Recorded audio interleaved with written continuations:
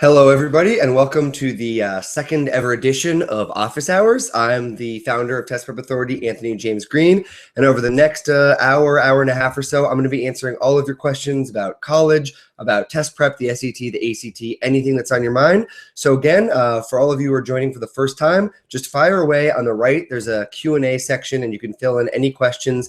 And my colleague Alec will also be sending me some other questions that come in on social media, etc., as we go. So anything that you want to ask, fire away, and I'm happy to help. So if you can't stick around for all of this, I'll also be sending a recording to you via email, but definitely stick around. You can ask follow-up questions, and if you need any elaboration on anything that I talk about, you can be sure to get the scoop. So as per usual, I think I'll just dive right in. And the first question for today, we got a lot of really awesome questions, was, if I have a 34 on the ACT, should I keep studying? And my answer to that is probably not.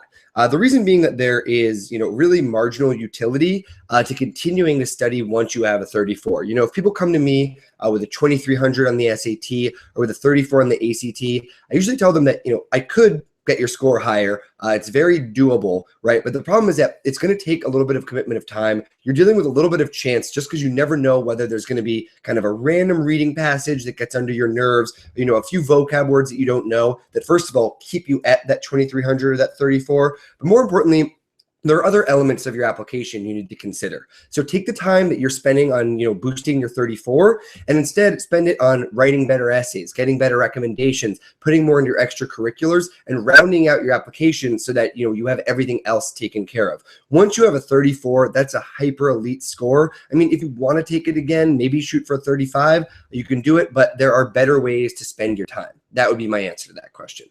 Next up, we have, do colleges know if they get all the test scores when they ask all the tests taken? And the answer is yes and no. So in other words, if you take the SAT and you want to submit your SAT scores, then the College Board is going to send all of your SAT scores. You can't kind of just selectively pick the scores that you want to send because you don't get to report your scores. The College Board does. So they basically will send everything. You can't just put your best ones. Even though colleges will view your super score, your best combination of all three sections, they're also going to know about your poor performance on some sections. If you take a lot of SATs, it won't matter very much. They're still going to see them. For the ACT, though, for instance, if you take the ACT and you do really poorly, then you take the SAT and do really well, you don't have to submit your ACT score at all, but it is an all or nothing proposition. So next up, we have, would I be able to use any ACT prep materials in order to help me on the PSAT? And that is a mostly yes, I guess, would be the answer to that question. So the SAT and the ACT are very similar in terms of content. They both test in math, geometry, algebra, arithmetic. They both test some pretty basic grammar skills on the English/writing section. And on reading, they test your reading comprehension. The styles are very different. And kind of the setups are very different, but the material is practically identical between the two exams, with a couple of exceptions. For instance, the ACT has a little bit more challenging math. It goes into a little bit of pre-calc. It deals with SOHCAHTOA, logarithms, stuff like that. And the SAT is infamous, of course, for having more vocabulary. You don't need to know what acrimony means to get a good ACT score. You might need to know what acrimony means to get a good SAT score. But if you study for the ACT, you're going to be improving your math, you're going to be improving your critical reading, and you're going to be improving your grammar, all of which will transfer over to the PSAT, but don't take the PSAT cold. You're really going to want to try to get some feel for the actual format of the tests before you launch in. It would be a really bad idea to get used to the structure of the ACT, then just blindly launch into the PSAT without checking out how the sentence of strategy, etc., which is why I always recommend studying for one test or the other, but the stuff does cross over. Next up, we have, do I get a better chance of getting into college if it sends me emails and other invitations? And my answer here would be absolutely. I mean, if a school is soliciting you, then it wants you to go. What you'll find is that the more competitive a school is, the less likely it is that they're going to be sending you these sorts of solicitations. You don't get emails from Harvard every day saying like, hey, have you thought about applying to Harvard? You might want to give it a shot. Generally, schools that want to expand their enrollment more are going to be the ones sending these sorts of materials. However, if a competitive school does send you something, it means you've done something very right. For instance, gotten a really good SAT or ACT score. You're an amazing athlete. I have a student who was a field hockey player. She got really, really good ACT scores, and she got a letter from Princeton that expressed interest in having her apply. She applied, and she got in. Now, does that mean that she was guaranteed to get in? I don't know, but it certainly seems to be a strong correlation. So again, if a school is begging you to apply and telling you should, I would take that as a very good sign. It's not a guarantee, but you can take it as a pretty strong signal that they like what you have to offer already. So next up, we have, I'm satisfied with my score, but I was wondering if it would give me any advantage to take the new version of the SAT that will be coming out next year. Would I be required to take it to qualify for the National Merit Scholarship Program through the PSAT? And the answer to that is absolutely not. If you have a good SAT score, then just stick with it. You don't need to take the new SAT over again. You already have the scores you need. SAT scores are valid for 5 years. When you're done, you're done. I say this a million times throughout all of my different materials, but you want to just get this process out of the way. Once you're finished, you're finished. There's a lot going on in the college application process. So don't let this linger over your head. Don't take it again. It's not worth it. And the second part of your question is, would I be required to take the new SAT to qualify for the PSAT? Well, they're going to be updating the PSAT along with the SAT. So there's going to be a new version of both when the new SAT comes out. But the basic idea is that if you have to take the new version of the PSAT, you do. And if you don't, you don't, which isn't me equivocating. It's basically the idea that you have to take your junior year PSAT only for your national merit eligibility. That's the only one that counts. So a lot of people take the PSAT in their sophomore year, but that is purely a practice SAT in the strictest version of that term. It's just to show you where you are. You actually can't even use those scores to try and qualify for a National Merit Scholarship. Only the junior year one counts. So the basic idea is your junior year in 2016? If so, then you will need to take the new SAT. If it isn't in 2016, then you can't take it to qualify for the PSAT. So that's pretty much all there is to it. Next up, we have a very relevant question here, which is, how is the green SAT system going to change with the new SAT test coming out down the ladder? So basically, there is some information, and there's more information by the day coming out about the new SAT. And the plan basically is that we are going to launch a updated version alongside our current version November of this year. So if you sign up, if you've already signed up, you're going to have the current SAT program, but you're also going to have the new SAT program alongside it. It's going to automatically update, and it's going to be free for everyone who's already a subscriber. One really important thing to understand about the new SAT is that it's going to be very similar to the current SAT in the sense that the stuff you need to know, proper reading comprehension skills, good math, good grammar skills, it's all going to be very similar. They're really just moving the format more towards the ACT to be more like the ACT, because the ACT is taking more market share than the SAT has now. So they're just trying to make themselves more similar to it. It's not like there's going to be some giant section where suddenly you need to learn how to finger paint effectively. That's not going to be the case. So don't worry too much about the new SAT. But yes, if you're already a subscriber, you will get the new program launched in November with plenty of time for the 2016 SAT, the new version that's going to be launched around then. So next up, we have a SAT specific question, but basically it starts like this. What strategies do you suggest for improving my math score? I consistently miss all of the difficult problems on the practice exams, and I don't know how to proceed. Is it better to omit these problems or try to guess when I take the exam, and have I hit a ceiling? So the most important aspect of this question, the most interesting one to me, is have I hit a ceiling? And the answer to that is definitely not. The idea that there is some sort of ceiling to your math ability is just false. It's falsely conceived. It's not accurate. Because if you think about it, math is just a process wherein you have to put certain things together that you've learned how to put together. If you don't know how to do them, you can learn how to do them. It's not like dunking a basketball, where if you're 4'1", right, it doesn't matter how strong your legs get, you're probably not going to dunk. Math isn't like that. If you keep working at it, you're going to keep getting better. So there's two sides to this question. The first is, what strategies do you have for improving my math score in general? And, I go through all of this in my online SAT program and in the ACT program. And to sum it up, right, what's my program all about? What's my personal philosophy all about when it comes to getting better at math? It's this.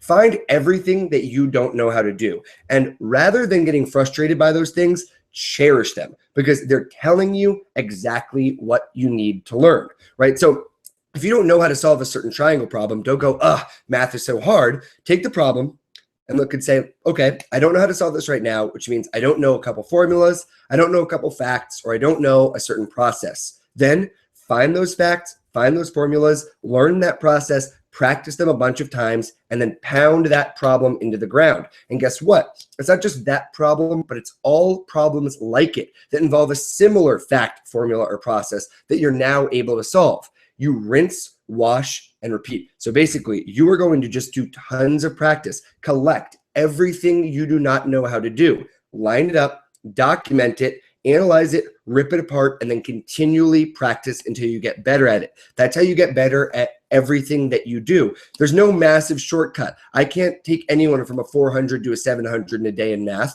because there's a lot of material you need to learn. But if you make the commitment to keep going, then the harder material really just means more multi-leveled material. In other words, there's no such thing as a hard or an easy math fact. It's not like finding the area of a triangle is really difficult, but finding the area of a circle is really easy. The harder problems are the problems where you have to do both of those things and then plug them into a ratio and then plug that into a proportion and then put it into an algebra problem all over the course of a minute and a half. So they're basically just layering things on top of each other over and over again. That's what people mean by a hard math problem. But again, if you start building up your mental fortitude, if you start figuring out everything you don't know and stacking it on top of each other, you're going to be able to solve those hard problems. That's really all there is to it. And if you want a full step-by-step program for doing this, I'll be a total shill and say you can check out my online program. It's guaranteed. And if you don't like it, we give you a refund right away. But the last part of this problem that's also interesting is how do I guess on these problems? And actually, I'm going to answer that as sort of its own question. How do you guess on the SAT or the ACT in general? Now, on the ACT, as you know, there is no penalty for a wrong answer, right? So if there is no penalty, then not guessing when you don't know how to do it would be really foolish. Worst case, nothing happens. Best case, you get a point. So guess on everything. And I always tell people at the end of all 4 sections of the ACT, when you're going through, look at your bubble sheet, and if you haven't filled something out, fill it out, right? Just all, B, B, B, B, B, B, B, whatever. Anything that you haven't done, because you can scoop points 1 in 4, 1 in 5 times. Very worth it to do. The SAT and the new version is actually getting rid of their penalty. But for right now, for this year, how do you deal with this penalty? And the funny thing to realize about it is that it's not actually a penalty. What do I mean by this? Well, basically, a lot of people think that guessing on the SAT is bad. And the reason that they think that guessing is bad is because they hear that you lose points when you get a wrong answer. But lose points is sort of a subjective term. And here's the basic idea. There are 5 answer choices for every single SAT problem. If you get it right, you get a point. If you don't answer it, you get 0 points. And if you get it wrong, you lose a quarter of a point. Now, they don't do this because they're evil, even though I think they're sort of evil for a lot of other reasons. The reason that they do this is just to make it a statistical wash. Here's what I mean. Basically, when you're going through this, right, let's say you have 5 problems in a row. You have no idea how to solve any of them, right? So you just go, whatever, A, right? So 5 problems. Statistically, because there's 5 answer choices, you're going to get 1 right and you're going to get 4 wrong statistically. So what happens? You go up 1 point, you lose 4/4 of a point, and you end up with 0 points, right? So what they're doing by taking this point off for wrong answers is not punishing you. It's making sure that basically you have a statistical significance of 0 when you totally randomly guess. So if you just kind of throw a dart at the board, statistically, you end up with 0 points. Of course, you're going to actually end up with either 1 point or minus a quarter point. But overall, if you do it a few times, you'll round out about 0. It's kind of like flipping a coin, right? You're going to get heads or tails each time. But if you do it a bunch of times, you're going to round out at about 50%. No one's going to be a winner or a loser. So the big lesson here is that if you have no idea how to solve a problem, literally 0%, or if you have no time, 1 second left, you can't put any thought into it, then just don't do it. You could answer it or not answer it. It doesn't have any effect either way. Statistically, it's a 0. Unlike the ACT, where statistically, you're just going to get a quarter of a point every time you guess, even if you have no idea what you're doing. But if you can eliminate even one wrong answer, then you have to guess. So especially on the writing and the reading sections, if you go through, right, you say, okay, I know answers B and C are junk, but between A, D, and E, I'm really not sure. Guess. Now, statistically, you have 1 chance of going up a point, 2 chances of going down a quarter of a point. Overall, it doesn't guarantee that you're going to do well, but it would be like someone flipping a coin with you and saying, hey, why don't we flip a coin? And if you win, I'll give you $3. If I win, you give me $1. I would take that bet all day long. You could flip that coin for a living with that guy if he was crazy enough to keep going. So that's the general answer. Guessing on the ACT is always smart. On the SAT, it's never dumb, but if you can eliminate even one answer choice as wrong, then it's really, really, really smart. All right, so next up, we have, can good AP scores, 4s and 5s in subject areas where my son's grades are relatively poor, 88 to 92 out of 100, override those grades? That is a really, really interesting question. And the basic idea here is that colleges don't generally look at each grade separately and evaluate AP scores versus that grade. What they look at is overall GPA, and then they look at your specialty GPA. And what I basically mean is that I always tell people they should not be well-rounded applicants, right? That doesn't make any sense. Schools don't want well-rounded students. They want well-rounded classes full of unbelievable specialists. So the basic idea is that AP scores will definitely be important for making up for a lower area if that's supposed to be your specialty. And here's what I mean. Let's say that you're saying that you want to be a doctor and that's your obsession and all you've ever wanted to be is a doctor. Then they expect you to be good at math and science, right? That's your specialty. You're a math and science person. But let's say you had a really bad time in biology, and even though you tried your hardest, you only got a B in biology, even though in all your other science and math subjects, you get A+ every single time. Well, the thing is, if you get a B in biology, then you end up getting a 5 on the bio AP. That is going to make a huge difference because you're showing, look, this is my specialty. I made up for it. I put in the effort, and it really, really mattered. Now, it mattered to me, so I put in the time and I've shown my expertise. However, let's say that you're saying that you want to be a creative writer. You have a really, really awesome GPA overall, but you have bad bio scores, right? Now, let's say that you get a 5 on the bio AP. The funny thing here is that it doesn't really matter as much to the school because if you're saying you want to be a writer, they're just looking at your overall GPA and then at your specific writing focused GPA. How are your history scores? How are your English scores? How are your humanities-based AP scores? That's what's really going to matter. So the short answer to this question is that if you're supposed to be really awesome at something and you have lower GPA on that subject, try to get the AP to justify it and show that, no, I can do this. I just had a bad semester in school, right? If you're not amazing at something, let's say, and by the way, a 92 isn't relatively poor. A 92 is pretty good. I guess it all just is a spectrum. If you're applying to only the most selective schools, then a 92 isn't outstanding, but you can be a little less hard on yourself. A 92 is pretty solid. But if you have a 92 in bio and an A+ and everything else, and you're trying to be a writer, it doesn't really matter. You can just leave that alone. It's not going to drag down the GPA too much. Focus on your specialty and don't even worry about the AP there would be my biggest solution there. So next up, we have a very interesting one, which is, what are some strategies for the ACT science section? All it seems to be is finding information that's given and understanding it well enough to regurgitate what's given into the answers. And that is exactly right.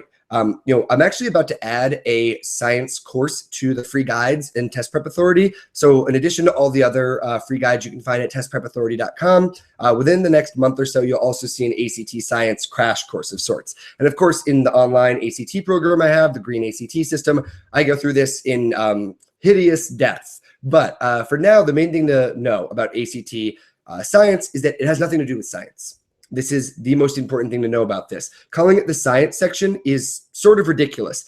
It should really be called the looking at information and then regurgitating it quickly onto questions about that information section, or the charts and graphs section.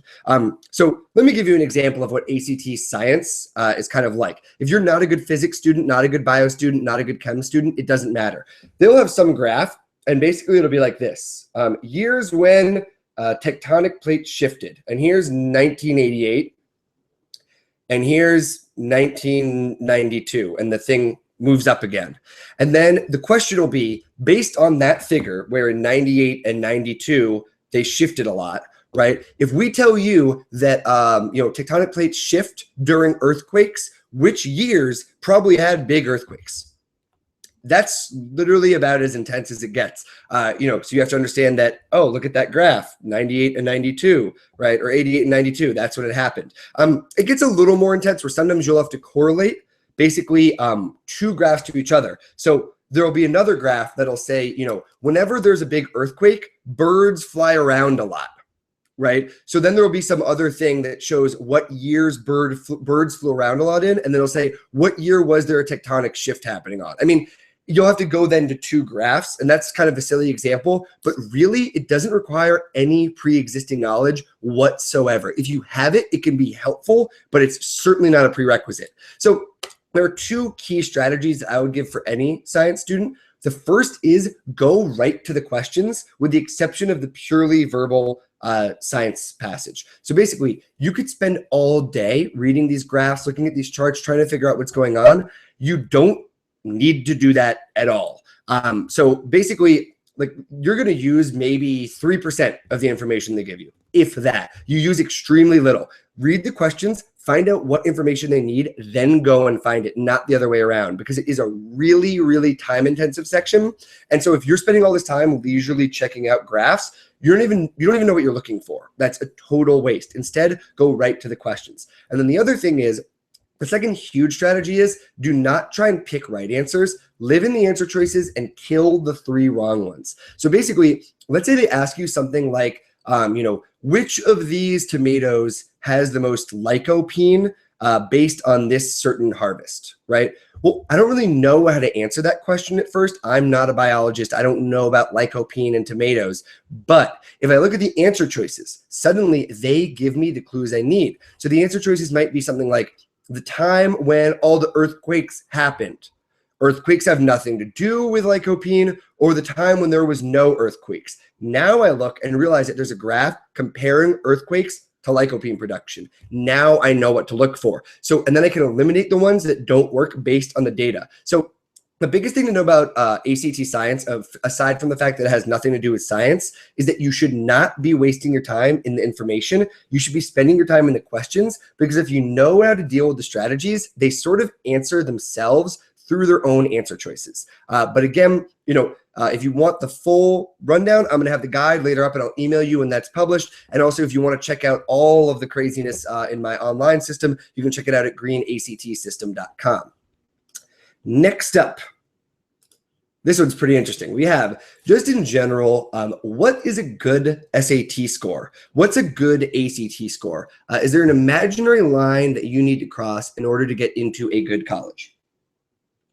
So there are two ways of looking at this. The most important thing to understand about this question is that it depends on where you're applying.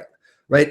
If you're looking at college as only the top 5 schools in the country, that's very different than if you want to go somewhere where you're going to learn a lot, have a good time, broaden your horizons, and become a better person. And just because a school is in the top 10 does not mean that it is the best imaginable school for you.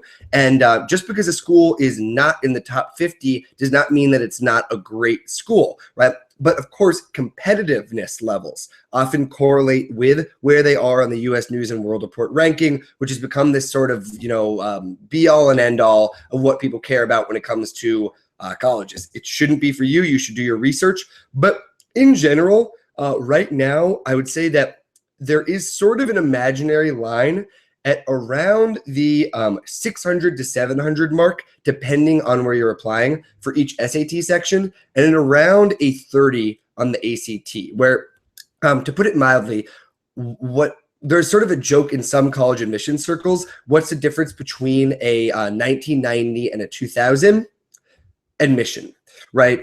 There is a certain level of score where if you don't get above it, you're going to be in a little bit of trouble no matter where you apply. But again, the way you do this is by finding the 25-75 range for your particular school. So here's all you need to do. Go to Google, type in something, and I'll do it right now. Like, SAT scores for, let's say, Harvard, just out of curiosity, I'll do that, because that's the big one.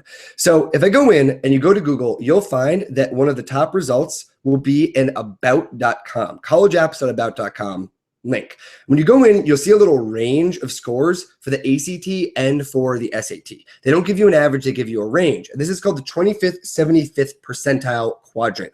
So for Harvard, this says for SAT math, it's 710 to 800. And basically, to make this a shorter answer, you need to get above the lower number in order to be seriously considered by Harvard, unless you have something else really spectacular going on in your application, right? So, if you basically don't have a 710 or better in math, it's going to be very difficult for your application to get opened in the first place, right? But if you do, they're going to consider you and look at all your other considerations. But let's look at another school. For instance, Middlebury SAT scores. Middlebury is an absolutely awesome college. It just has to be less competitive than Harvard.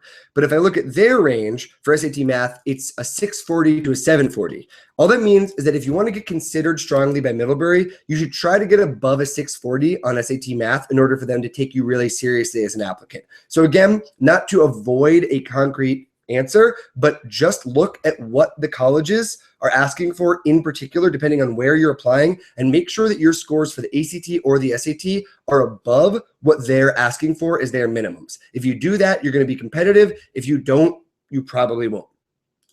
So next up, a follow-up to the AP question, which is, what about conversely, where my son gets a good grade, a 95 out of 100, but a relatively poor grade on his AP tests, 3 and hopefully not worse. So worse. So this is sort of the opposite side of a similar problem. But basically, if you're in a situation like this, it's almost the inverse answer. So basically, your GPA is the most important part of your college application, and don't let anyone tell you otherwise. Your GPA, then your test scores in that order, and they are sort of stage one. No matter where you're applying, if you don't have the GPA and if you don't have the scores, you're not even going to get considered. So take your GPA extremely seriously. The best problem you can have is a really high GPA with somewhat lower subject test or AP scores. Remember that APs are never a requirement to get into a school. You should think of APs as icing on the cake, right? They allow you to skip credits when you get to school, and they allow you to kind of show your expertise. And basically, if you feel that you're bombing an AP test as you're taking it, you probably just want to try and opt out of taking it altogether. The main thing, though, is that you're never going to really take an AP that you don't feel comfortable taking. And if you're doing that, stop doing it, which goes to a bigger issue. If you're taking a Chem AP test and you have no idea what you're doing in chemistry, you shouldn't be taking the AP course in the first place, is sort of the idea. So I realize that's a different answer to your question, but the biggest thing is avoid AP courses when you're not a master of the subject. Like, if you're an unbelievable chemistry student, and you always have been, or an unbelievable science student, then by all means, take AP physics. But if you've always struggled with science and with math, don't take AP physics. That's just going to get you in a ton of trouble. But overall, if you have a 100 or an A+ in physics and you don't get a great AP score, that's not really going to matter, because the AP score is just icing on the cake. As long as you have a really high GPA, you're still going to look pretty darn good. It's not ideal, but it's not a problematic scenario. So next up, we have My child spends 20 plus hours a week on crew practice on top of maintaining a weighted GPA above a 4.0 in all honors and AP classes. As parents, were concerned whether this heavy amount of dedication to a sport pays off for college apps. Sports are the most interesting extracurricular activity by far, because there's two ways to look at them. The basic idea is that they are either unbelievably helpful or they can be sort of useless. And here's what I mean. Basically, when it comes to sports, if you're getting recruited, there is nothing better, which is kind of a ridiculous comment about our education system and our college system here, but it's just sort of the way it is.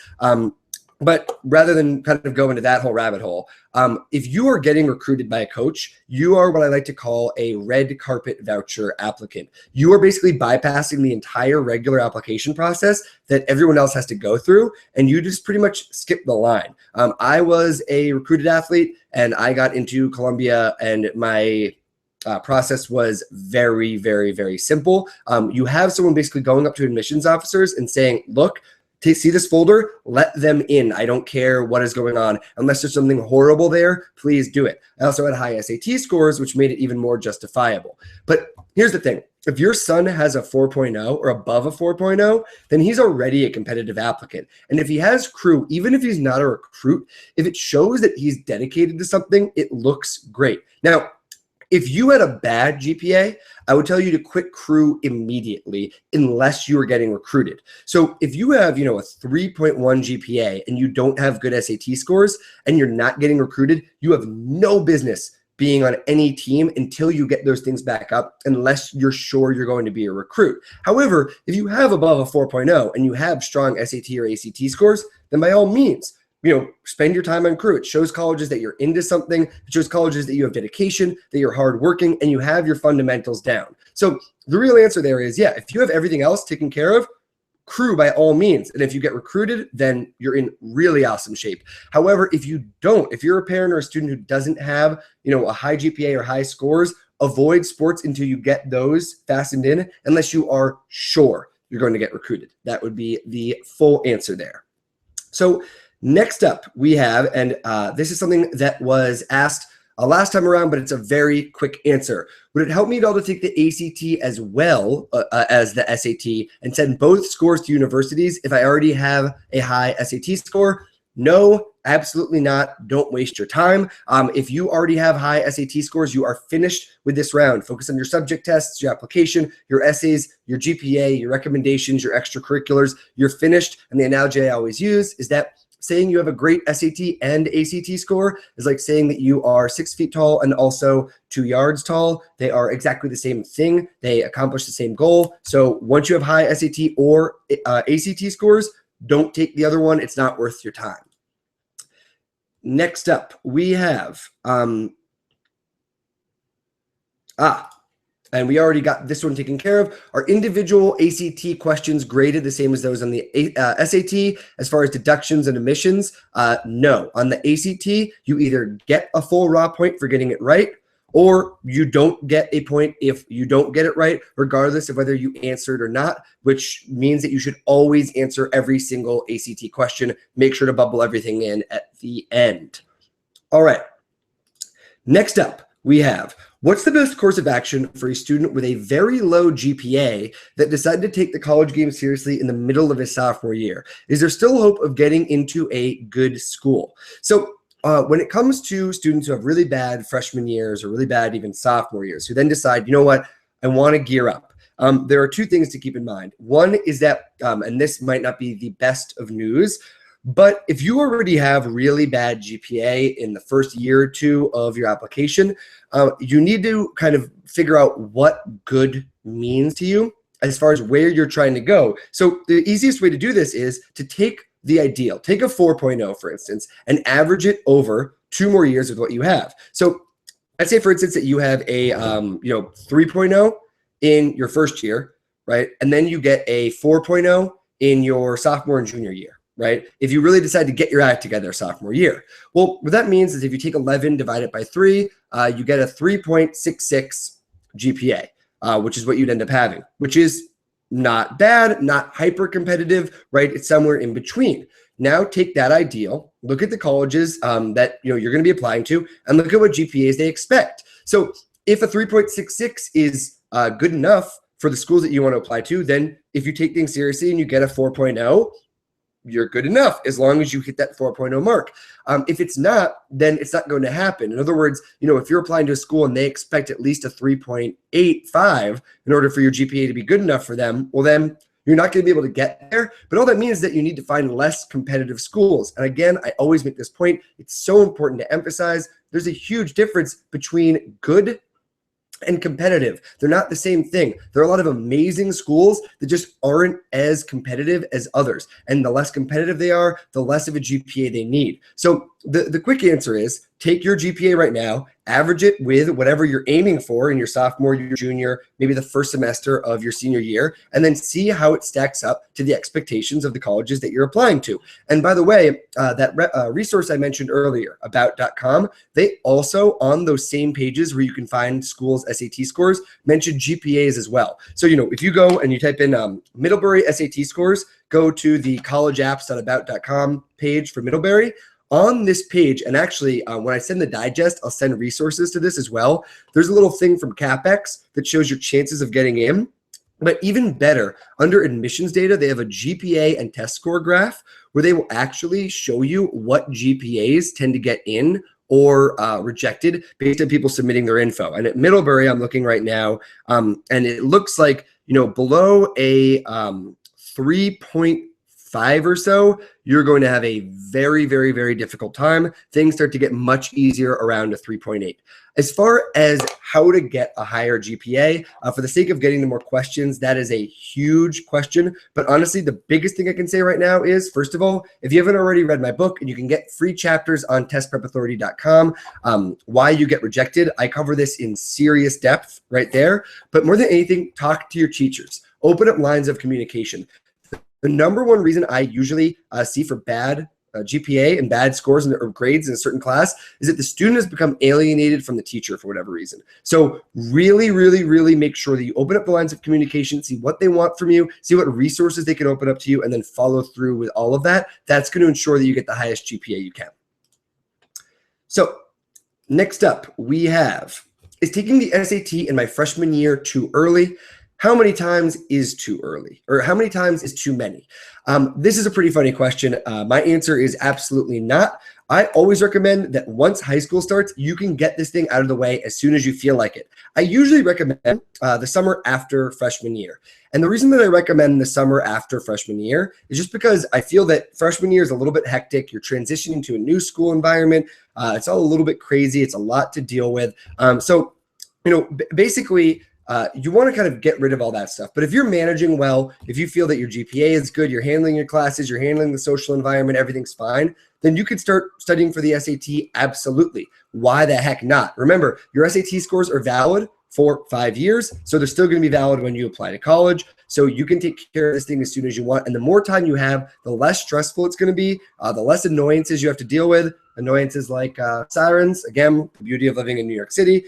But basically, just really make sure that you are taking it slow and steady, following a proper program, and knocking it out as soon as you can. As far as how many times is too many, take diagnostic tests until you know where you stand using real materials. So again, for the ACT, that would be this guy. This is the book you want to use. And for the SAT, that would be this guy. This is the one you want to use. Take actual full-length timed graded exams, figure out where you stand, and when your scores are about where you want them to be, then take the test. If you're taking your diagnostics and you have a 1750 and you want to get a 2200, don't take the test. That would be really, really pointless. It wouldn't do anything. You'd probably get around a 1750 and then you just take it again.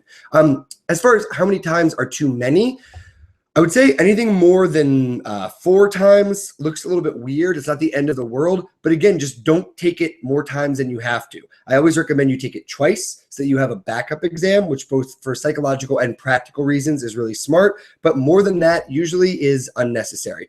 One last thing to address here is a lot of parents in particular ask me, is my son or is my daughter kind of mentally ready to take the test this early? right? So, is she kind of mature enough, or is he mature enough? And the answer is definitely. Honestly, there's not that much you learn in high school that can't be learned really quickly on these tests. They don't really teach grammar in high school. Reading comprehension, obviously, the more time you spend reading, the better, but it's not really something that you pick up. They don't teach vocabulary in high school that much. And even math, I mean, a lot of the stuff that you need to know for math. I remember learning Pythagorean theorem in high school. It's a squared plus b squared equals c squared. You do 10 practice problems and you have it. So if you haven't taken that course yet, you can learn it, and then you're just going to be better off for your high school courses. And again, there's no penalty for starting to study early. Like, as long as you have everything else under control, then no one's going to get hurt if you start looking at SAT materials and strengthening your SAT scores your freshman year. So yeah, definitely go for it freshman year. Start knocking it out, because you'll be done sooner. You'll get higher scores, and life will just be that much more peachy. Next up, we have a very interesting one that a lot of people ask, which is, do schools or interviewers take other schools you've applied to into account? I remember wondering why they'd ask me what other schools I was applying to during prep school interviews. This is a really interesting question. Basically, the first thing you need to know is that they don't actually verify this, except in extreme cases. So basically, if you are, for instance, a crew recruit, and you say, I am for sure only applying here and I am just, going to be part of your crew program, then crew coaches sometimes do talk to each other. Same with basketball coaches, same with anywhere where you might be getting recruited. There might be a lot of communication, and people might be asking around to make sure that you are telling the truth. But as far as just applications, there's no way they're verifying this. The exception, of course, is if you're applying early decision to a school that's an exclusive early decision school. You are not allowed to apply anywhere else if the school tells you you're not allowed to apply anywhere else, and you can kind of break the contract there. But when they ask, the reason that they're asking is just to get a feel for kind of the range of schools that you're applying to. Even though they're not looking, and they're not going to be verifying, if you say I'm applying to X, Y, and Z, they're not going to call X, Y, and Z and ask. Always tell the truth on your application. The number one thing you need to know is that you should never, ever, ever, ever, ever, ever, ever lie or even tell a half truth on your application. That is the worst advice in the universe. Always tell 100% the full entire truth. Do not lie. The reason they want to know is to get a range of what types of schools you're interested in and where you're applying and why. So for instance, if you're applying to MIT and, every other school you're applying to is like, Pomona and, Iowa writing program and all these other schools where they see that there's sort of this weird match, that kind of might just show them that MIT is maybe doing something different. Or they can look at competitiveness levels. So for instance, if a school sees that, they're very non-competitive, right? They're, let's say, number 248 in the country. And then every other school on your list is Harvard, Princeton, Yale, Stanford, MIT, Columbia, Brown. They might go, well, this is a little bit weird. He's applying to all Ivies and top 10 schools, and us, maybe we're his backup school. But really, it doesn't matter that much. You just need to do the work of making sure that on your application, you're showing the school that you actually want to go there. If you phone it in, they have an essay like, why do you want to go to Middlebury? You go, Middlebury is a strong school with a strong reputation, and it also has strong classes. BS. That's not going to get you in. You want to say, I want to go to Middlebury because, this particular class is a class that I've always loved, and I want to go to this professor. And also, your X program is a really good program, and, I have a friend who went there, etc. Show them that you actually want to go there. If you're just checking off the box, oh, I heard that Middlebury is really good, they don't want to hear that. They never want to see that. You want to make sure that on every single school, you're using your supplemental essays, your other essays, interviewing, visiting the campus, doing everything you can to prove that you actually want to attend that school in particular. There's nothing more nightmarish than having your application scream that, you're just applying there because it was a school you heard of. That's horrible news. And not only for your application, but for your life. Don't apply somewhere that you don't know anything about because you're going to be spending 4 years of your life there, and you probably don't want to just show up at somewhere and realize that it's a horrible fit for you. So do your research, learn more about the school, and then it doesn't really matter what you say as far as where else you're applying. So next up, we have a very interesting one, which is I'm taking the SAT this coming Saturday. What can I do to improve my score in only 4 days? I've never had any help with the test before. That's a pretty interesting scenario. Honestly, my advice would be don't take it. Cancel the test and make sure that you actually have time to study. If it really is your absolute last chance to do it, we'll address that in a second. But I've had, really, really well-educated, well-informed parents. A lot of my clients call me and they say, we want to start tutoring with you in 6 months. But my daughter is also going to be taking the SAT tomorrow. And I say, wait. Has she studied yet? No. Do you know what she's going to score yet? No. But they still are kind of going in. That is not something you want to do. Unless you absolutely have to, don't take this test cold. In both my online SAT and ACT courses, I show you exactly how to take practice tests that give you really accurate diagnostic results that'll show you what you will score within about 1 point on the ACT or about 100 points on the SAT total when you go in and take the real thing. So do not do this blind. But if you are a senior, right, and it's October and you're trying to apply somewhere early and you really have to get a score in, the biggest thing I would say is if you only have 4 days, just try and look at a real SAT every single day. Go through it, take it, learn the rules of the exam, learn the structure of the exam, learn every type of question that's on there, learn everything that they're asking so that you don't have to read the rules when you go in, and familiarize yourself with the format of the test. That's going to be a really huge nightmare. So make sure you're just comfortable with it. Make sure you're comfortable taking a test for 4 hours. It's a rigorous experience. So go through and then take everything that you get wrong on that test, look up answer explanations, and then learn the material and read the explanations for those. Because just figuring out what you're getting wrong and then seeing how you could have gotten those things right is a huge revelation. It can make a big kind of jump in your performance. You're now familiar with the test, you're familiar with some of the material, and you might have had a couple reminders or a couple little revelations that help you get a much higher score a couple days from then. So if you only have a few days and it's a real emergency, take a real test, rip it apart, spend a couple hours every single day digesting problems, do it twice if you possibly can, and then go and take the test. But otherwise, take a full program, take your time, take proper diagnostics, then launch in. It's going to be a much, much better call.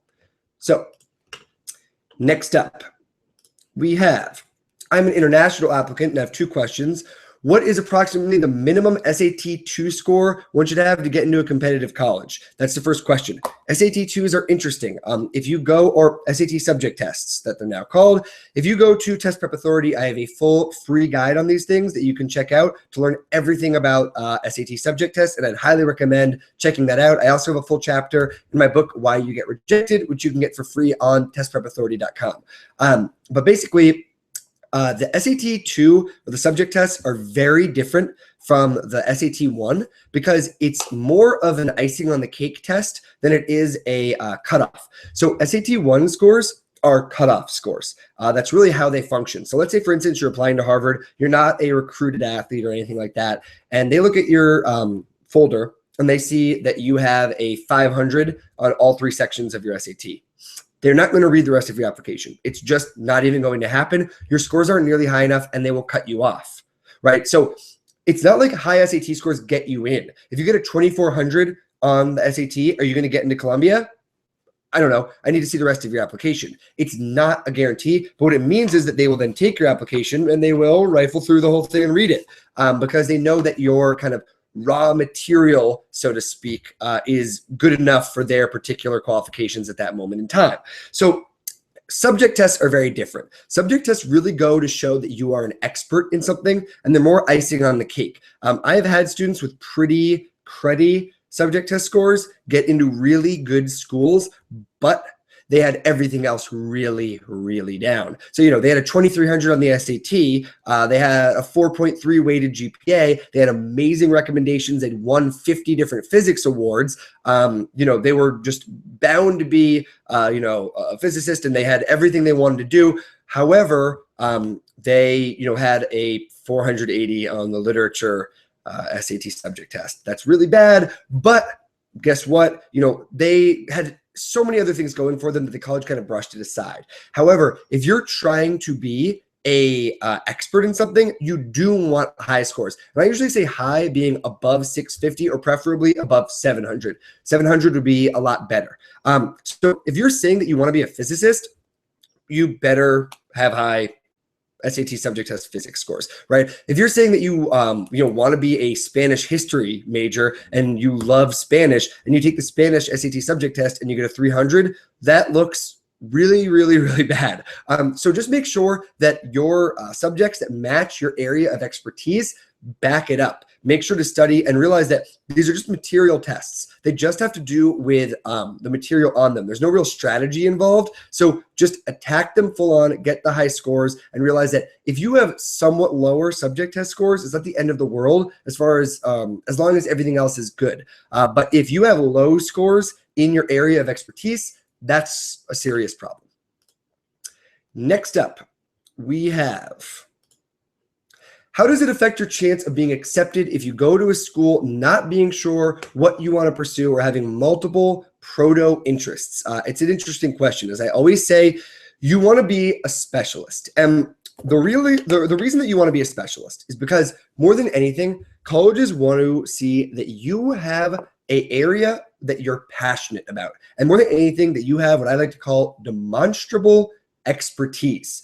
Expertise in what doesn't matter, right? It doesn't matter whether you're an unbelievable soccer player or poet or an unbelievable robotics engineer or unbelievable at painting, or you're just really, really good at translating things into different languages. It doesn't matter, but they want to show that you're in this stuff, right? Because colleges want students and they want graduates who are renowned, right? Who either make a lot of money and give it back to the college, or who are famous and give a lot of reputational credit to the college, right? That's what colleges want, right? And even while you're there, if they have someone who is an absolute stud scientist, for instance, then they're going to have a stronger science program. They might get more grants. They're going to have more people applying to competitive schools from there and getting in. So, for instance, you might be at Columbia, then decide you want to go to Harvard for grad school. But if you get in there from Columbia, that's going to look really good for Columbia's rankings as well, right? Because a big part of college rankings is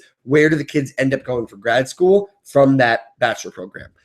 So if you have multiple interests, the basic idea is that be good at least one of them is sort of the idea. What colleges don't want to see is someone who goes, first of all, the worst scenario is, having nothing that interests you. I mean, it couldn't be worse, right? You have a pretty good GPA, you have pretty good SAT scores, and the college says, what are you into? What are you saying about your life that you have no interests, right? Because guess what? That's not really going to interest a college. And again, even if it's comic books, right? That's fine. It doesn't need to be fancy. You don't need to be like, oh, I'm super into Shakespeare. I just read Shakespeare all day, every day. Or, I invented a new, atom the other day. I mean, it doesn't have to be something totally insane. It just needs to be that you're into stuff. Now, you were saying you have multiple interests, right? So if you're good at one or all of them, then that's great too. So I had a student recently who was the captain of his soccer team and was unbelievably good at soccer. He was getting recruited.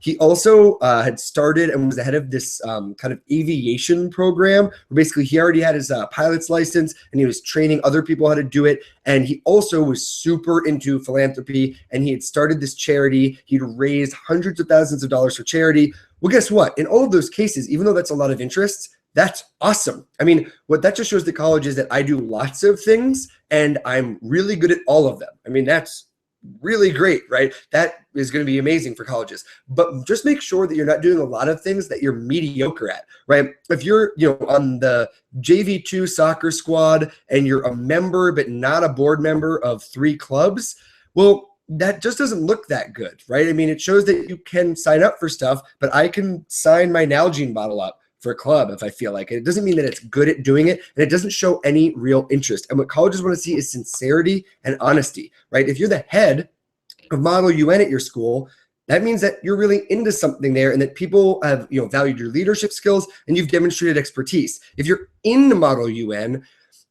but you're not on the board, you don't do anything with it that kind of sets you apart, then it's not going to be that big of a deal to colleges. So step 1, be awesome at something. Then if you want to do other stuff, go for it. All about it. That would be the brief answer. So next up, we have,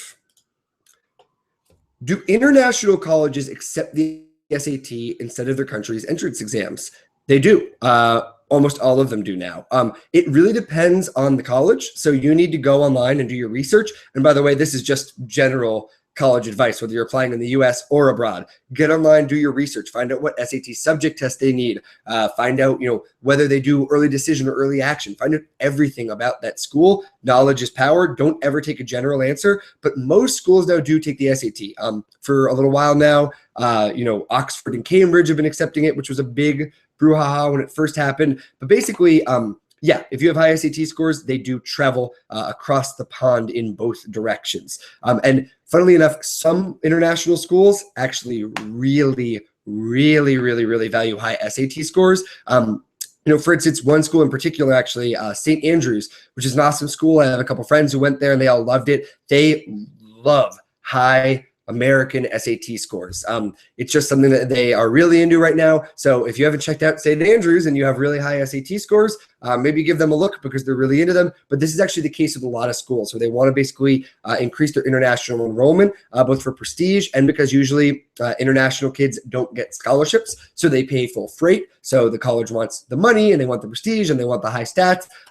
So your SAT or ACT scores can be a very big deal if you're applying internationally, and it's definitely an avenue worth pursuing. Next up, we have, do colleges look or not look at weighted GPAs? That's a very good question, and it depends on the college. Look it up and find out. Honestly, this varies a ton depending on where you're applying, and it also depends a lot on your school. Because here's the thing.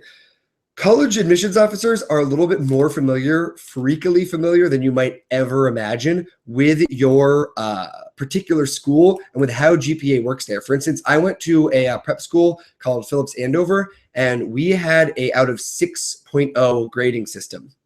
So basically a 6.0 was sort of like a A/A plus, a 5 was more like a B plus to A-ish, a 4 was sort of in the C plus to B plus range.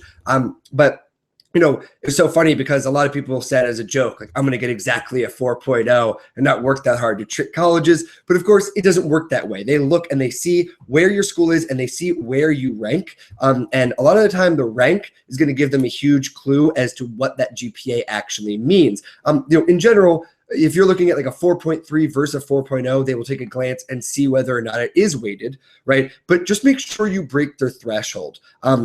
And make sure that you're looking at each school. And more importantly, just get the highest score you can, right? It doesn't matter whether your GPA is weighted or not. It matters whether you have a high one compared to everyone else at your school and around the country. So study your face off, get really high scores, get the highest GPA you possibly can. The higher, the better. And of course, if you have a weighted GPA, then you need to break into that higher zone. That's kind of how it goes. But every college will know what your GPA means in relation to the other students at your school. That's the short answer to this. That, if you have a 4.0, but that's out of 4.3, then it doesn't look as good, right? If you have a 4.0 out of 4.0, it's very different, and colleges will know is the answer. So next up, we have a very specific SAT problem, which is that in particular, someone is struggling with the sentence completion problems, and they're wondering if they can have any help. And of course, anyone who has struggled through my online SAT program at greensatsystem.com knows that I go very in depth on this, but I'm happy always to give the basic strategy for these out. Basically, for these problems, what you want to do is always come up with your own answer first, one, before you do anything else, and then two, cross out words cross out wrong answers rather than picking right answers. The SAT is unbelievably good, ridiculously good at coming up with answer choices that are really tempting once you've read them and looked at them. And the entire strategy here is to basically avoid getting tempted in the first place. So to give you an example, right? An example I always use would be this. Sharks are such blank predators that we need to track them with a GPS unit. Let's say you're dealing with that problem, right? Now, what's so funny is that a lot of people will go right to the answer choices.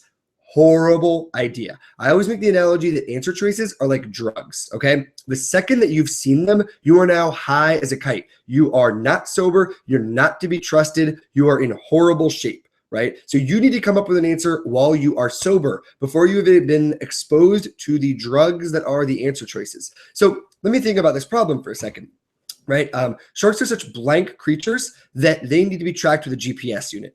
Well, the real clue here is that they need to be tracked with a GPS unit. That's what the sentence is saying. So I'm going to say something like this. Hard to track, right? I think that would be ideal, right? They're so hard to track that you need to track them with a GPS unit. Now I have that. I write it down. Now I go into the answer choices and I look at what they have. And remember, what I'm not going to do is justify their answers and find a right answer. My goal is to kill 4 wrong answers. So let's say, for instance, I see aquatic as one of the answers. Here's what's so funny. Sharks are aquatic creatures, right? And what's funny is you could say to yourself, oh yeah, sharks are such aquatic predators. That's true. That you need to track them with a GPS. Well, I see that because like they go underwater, and because they go underwater, I need to track them because now I can't swim after.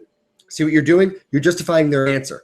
No, you need to say, I am looking for hard to track. Does aquatic mean hard to track? No, in no universe does it mean that. Kill it. The next one might be something like dangerous, right? And again, you go, oh, are they dangerous predators? They're definitely dangerous predators. And GPS, yeah, oh, GPS unit, because you don't want to be near them because you want to stay far away from them because then they won't bite you. No. Does dangerous mean hard to track? In no universe does it. Kill it. The answer here will be something like elusive, which actually means hard to track. So there's a lot more to it. My program goes into ludicrous depth on this, but the short answer is come up with your own answer first and then kill stuff that is wrong. And another thing to keep in mind here is that this also helps you because it means that you don't have to deal with words you don't know in a lot of cases. So, you know, for instance, if you're dealing with a question and it says Samantha is so nice that, Samantha is so blank that everyone invites her to their parties. And you go with something like nice, right? And the 2 answers that are left, right, or something like, let's say, munificent and plentiful, right? Munificent and plentiful. You look and you go, all right, well, hold on. I don't know what munificent means. And a lot of the big temptation is to say, well, I'm just going to kill the word I don't mean because it's scary. But no, if you don't know what it means, you can't cross it out. Instead, look at plentiful. Does plentiful mean nice? No. And you know it doesn't mean nice. In no world have you ever been like, oh, that guy is so plentiful. What a great guy. That doesn't even make sense.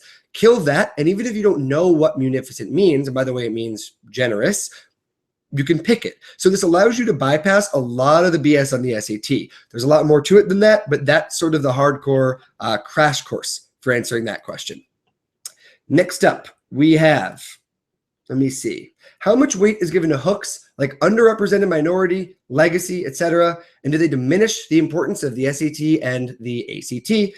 Very good question. The answer is that a lot of importance is given to these. Unfortunately, depends on the school. And as per usual, you can research this by school, right? At some schools, I mean, if you're a recruited athlete, you are in. At other schools, they have sort of a 2-step legacy program. I mean, if you are a if your grandfather and your dad both went and you're applying, it's going to look good. And a lot of that also has to do with your donation levels. So, you can't buy your way into a college for a small amount of money anymore, but it does still look kind of good if there's a legacy. So if your grandpa and your mom both went to Columbia, and in both cases, they've been donating, $150 a year every single year, even though that's not a lot, it looks great, right? I mean, they are dedicated alumni, and you're going to continue to be one as well. It means a lot to them. It doesn't mean you're guaranteed to get in if you're an alum. It certainly helps, and it puts a little sticker on your application that says, put this person aside from the regular pool. And with all of these things, being an underrepresented minority, being a recruited athlete, being something like a published author or a celebrity, right? Hollywood actress, or being a recruited athlete, any of these things, the basic idea is that what you need to understand is it's not a guarantee, but it's a put aside, which is huge. Because usually the process is, 1, you need to get the GPA and the SAT or ACT scores that are good enough to get in. And if you get by the chopping block, then they'll start looking at you and figuring out who you are as a person, right? Is your essay beautiful? Does it show why you're going to bring a lot to the school? Does it show why you're going to be a huge contributor and just an overall amazing student there?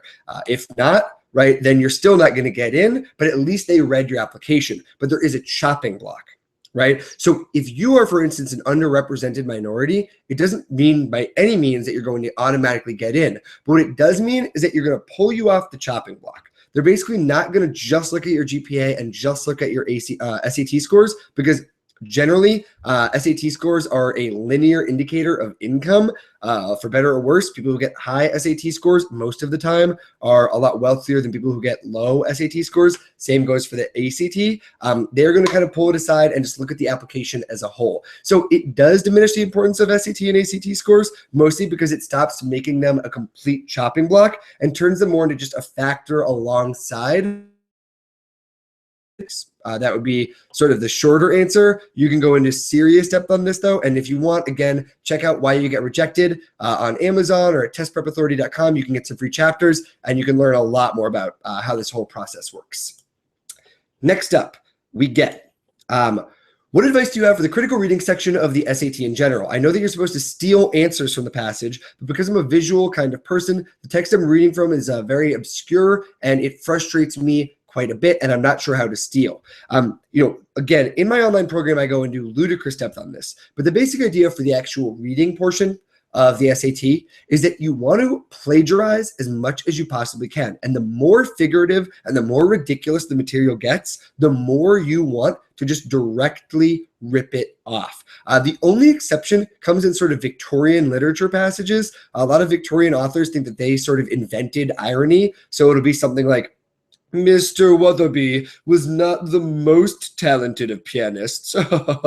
And what they actually mean is that he's a bad pianist. So you need to kind of see the irony there. They're understating it. Ha ha ha. Hilarious. For the most part, just look at it and just see what it says and then use that as your answer directly. So if you read a sentence that says something like, Marissa looked at his eyes and it seemed as if there were different shades and textures floating right beneath the surface.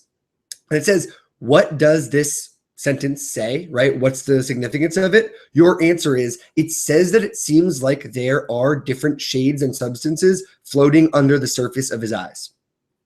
That's your answer. And then kill anything that doesn't match that. And while it might seem silly, what you realize is that when you start eliminating answers, suddenly you realize that only one of them will match. One of them will be, for instance, like, he's a really nice guy.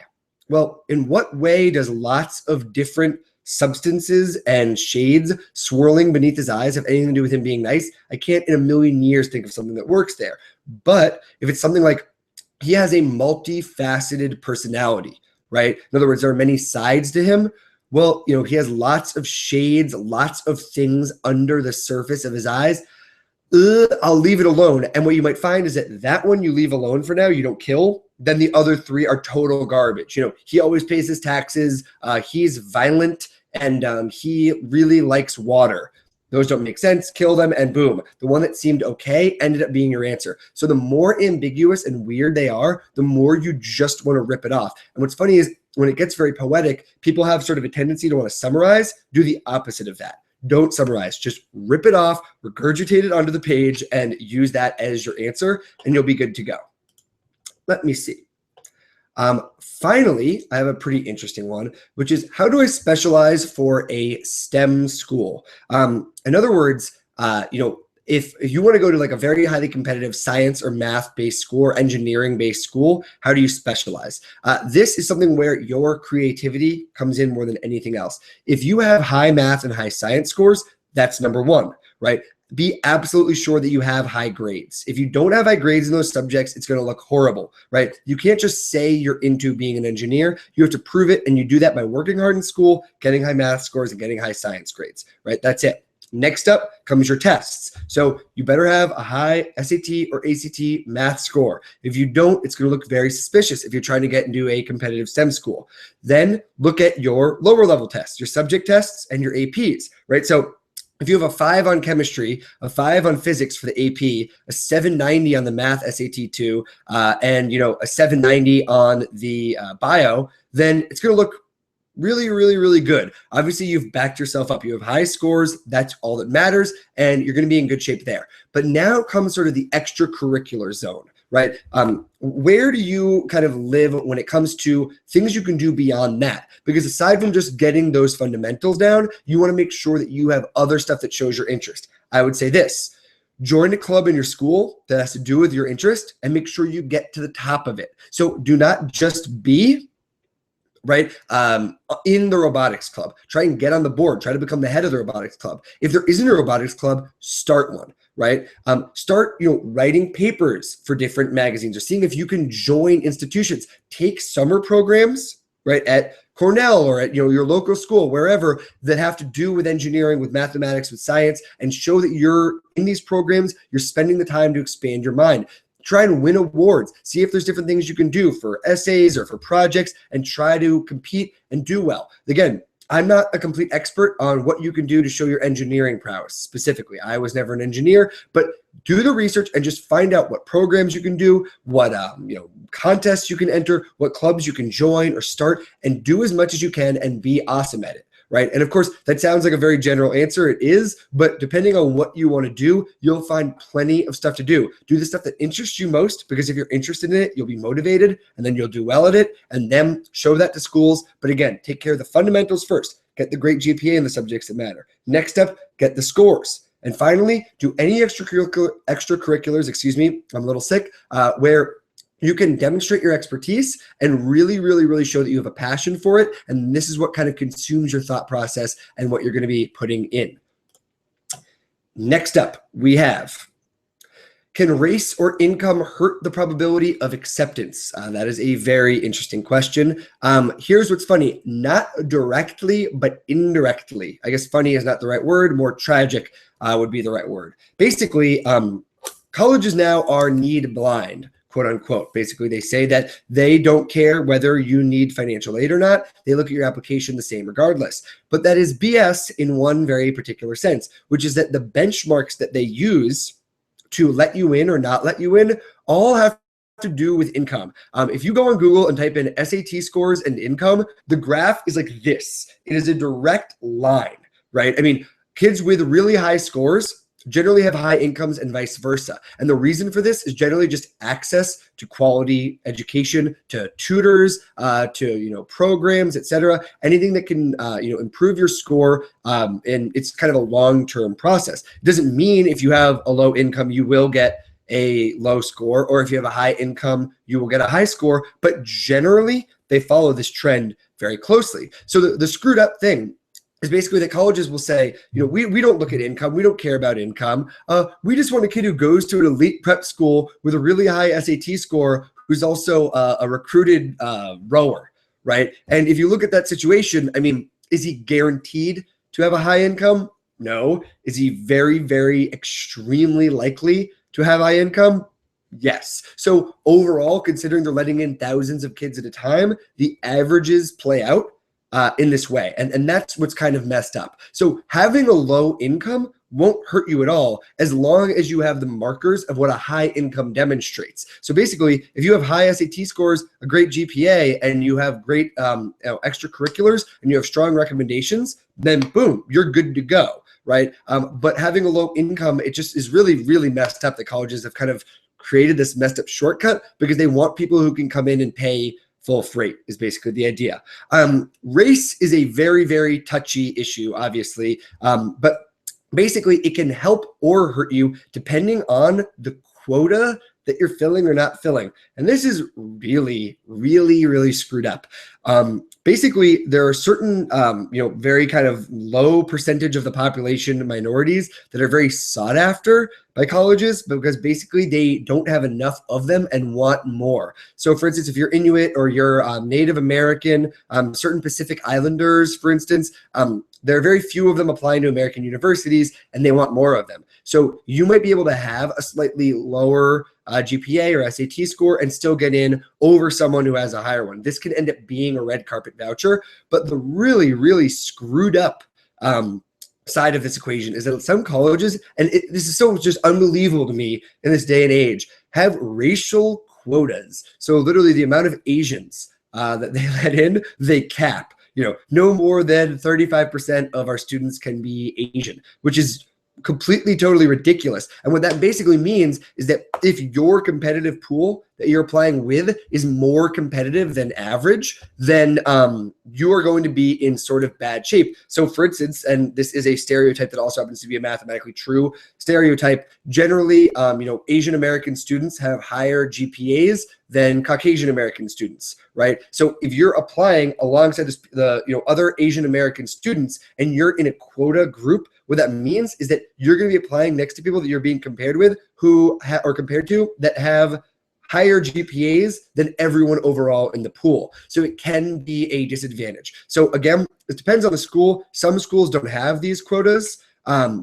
Basically, they don't have them at all, but a lot of them do have them. You need to look by the school. You can also see, it's pretty much public record, what they do as far as giving you an advantage or a disadvantage, depending on, which race you happen to be. It's really unbelievably bizarre that race is a part of the application process at all, but it is, and that's all there is to it, unfortunately.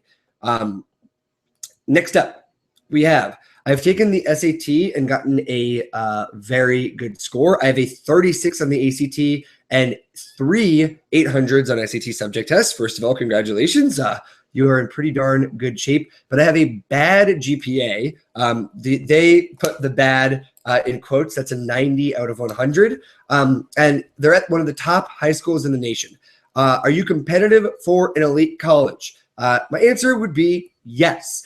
Basically, the reason being that you don't have a GPA as high as you would like, right? Now, the thing is, if you had a 70 out of 100, this would be a very different conversation, right? If you have a 70 out of 100 and you have a perfect ACT score, colleges are going to look and say, oh my God, what an insane slacker, right? Clearly, they have a lot of gray matter. They're able to get a really good score, but they don't work very hard. That's a really, really bad sign. A 90 out of 100, again, and I see that you already put bad in quotes. It's not bad, right? It's not as good as it could be, but it's not bad by any means. If you have an A- average, right, and really good SAT scores, basically, here's what's going to happen. Remember that colleges do not just look at your entire application as a whole. They do it in stages. So what they're going to do is they're going to look and they're going to say, whoa, 36 on the ACT, that is nutso. 90 out of 100, all right, good enough. And they're going to look. What they're basically going to do is make a note. Could be a higher GPA. But from there, you're pretty much going to make the chopping block. And let me give you an example. If I go to Columbia About page, and I'll do that right now. So I type in Columbia SAT scores in Google, go down to the collegeapps.about.com, go to that link. And then I go under admissions data and go to the GPA, SAT, and ACT score graph. What you'll find here is that basically it is just a bloodbath of red, anywhere below about a 2050 on the SAT, right? So basically, if you want to go to Columbia, you better get at least a 2050 or so. Otherwise, it's not looking so good for you. Now, on the GPA axis, it's looking very, very, very, very ugly below about a 3.5. In fact, no one below 3.5 has gotten in on this entire graph. Then it starts to get a little bit cheerier. Around 3.7, people start to get in. Around 3.8, that's when it starts to get extremely green. And in the area where you are above a 2200 and have above a 3.8, it's pretty much a solid block of green. Not a guarantee, but it looks really good, right? So basically, when you're looking at a situation like this, you're not guaranteed to be locked out just because you have a 90 or even close to it. It means that your GPA puts you in sort of that thinner area. And what you need to do is make up for it with an area of expertise and also have some sort of reason why your GPA isn't there. For instance, I am a perfect example. I had really good SAT scores. I also was a recruited rower. And I also happened to be, the head editor of the comedy section in my newspaper. And at the time, I wanted to be a comedy writer, a creative writer. And so what's funny is I had basically perfect English scores across the board. I had pretty much perfect, SAT verbal scores. And then I had all this stuff where basically they could pull me in, and I had a low GPA. Not horrible, but not great by any means. But here's the thing. When they looked at my application, they didn't look and say, oh, this guy's a slacker, or, he's not smart enough, whatever that means. They looked and they saw, oh my God, this kid spends 5 hours a day rowing. Right. So basically he is completely exhausted all the time. And I know that this kind of goes against what I said a little bit earlier, but remember earlier I said, don't spend a lot of time on athletics unless you're sure that you're going to get recruited. And in my case, I happen to be pretty sure pretty early on that I was going to get recruited. So I kind of had that going for me. And so I went kind of all in on that strategy.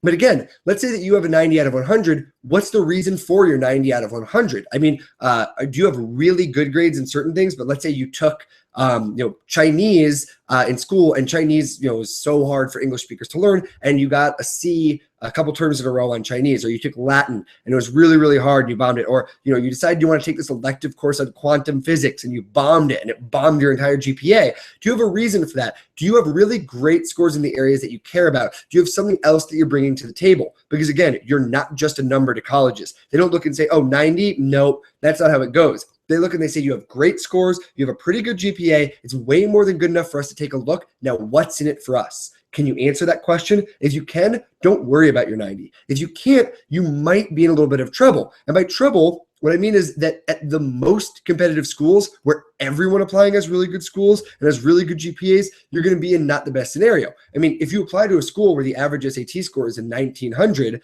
right, or the average ACT score is, a 25, and you have a 36, and the average GPA is, 82, and you have a 90, well, that's a totally different ballgame. Then you are just basically a lock. I mean, you are so far above their averages that you're pretty much a slam dunk. But at a really competitive school, all you need to do is get them to open your application. You've done that. You have very insanely good test scores. You have a pretty good GPA. Now give them something else. If you can do that, then you're going to be in great shape. So that concludes today's session. There were a lot of unbelievably awesome questions. This has been so much fun for me, actually, and not just the questions that I'm getting, but also the emails you guys are sending me about kind of personal questions have been really fun, and I'm really glad that I've kind of opened up this entire opportunity. And I really want to make sure that, if you have anything that's more personal that isn't kind of for public consumption, if you basically have, just a question about my online SAT system, about your own GPA, just as it relates to you, just get in touch. Just email support@greensatsystem.com and let me know. I'm always happy to help. That's what I'm here for. I hope you're having a really awesome new year so far. And I'll be doing this again next week. And I'm really looking forward to meeting with you then. So again, if you have any questions that weren't on your mind, just submit them. Otherwise, have an awesome week. And I'll see you in 7 days.